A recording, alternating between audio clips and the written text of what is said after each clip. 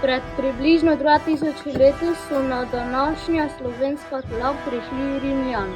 S tem je naše ozemlje postalo del velike rimske države, katero glavno mesto je bilo Rim. Rimska mesta so imela vodovod, kanalizacijo in javno stranišče ter kopališča. Središče mesta je bil glavni trg imenovan Forum.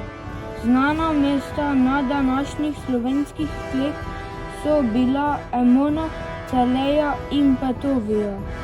Zato smo učenci izgradili Emono.